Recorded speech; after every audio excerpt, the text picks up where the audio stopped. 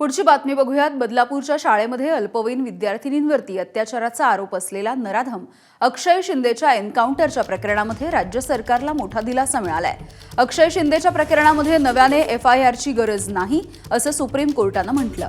तसंच हायकोर्टाने नव्याने एफआयआर दाखल करण्याचा दिलेला निर्णय सुद्धा रद्द केलाय। या प्रकरणामधल्या दोषी पोलिसांवरती गुन्हा दाखल करण्याचे आदेश हायकोर्टाने दिले होते। विशेष म्हणजे आज सुनावणीच्या दरम्यान सुप्रीम कोर्टाने हायकोर्टाने नेमलेली एसआयटी सुद्धा रद्द केली आहे। तसंच पोलीस महासंचालकांना नवी एसआयटी स्थापन करण्याचे आदेश दिले। तक्रारदार शिंदे कुटुंबाने स्वतः याचिका मागे घेतली असल्यामुळे त्यांना नव्याने नोटीस देण्याची गरज नाही असं सुप्रीम कोर्टाने म्हटलं।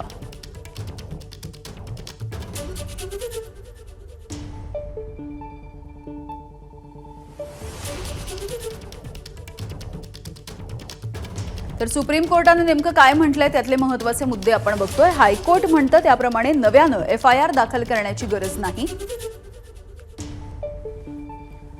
हायकोर्ट नियुक्त एसआयटी ऐवजी पोलीस महासंचालक एसआयटी निवडतील।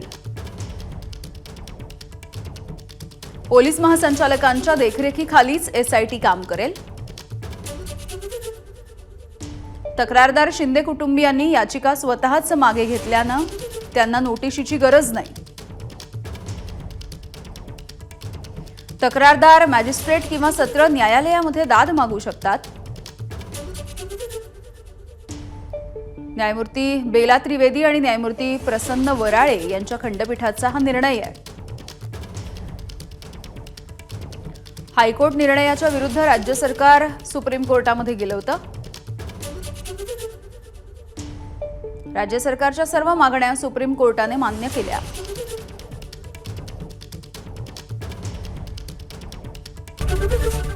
एबीपी माझा, उघडा डोळे बघा नीट।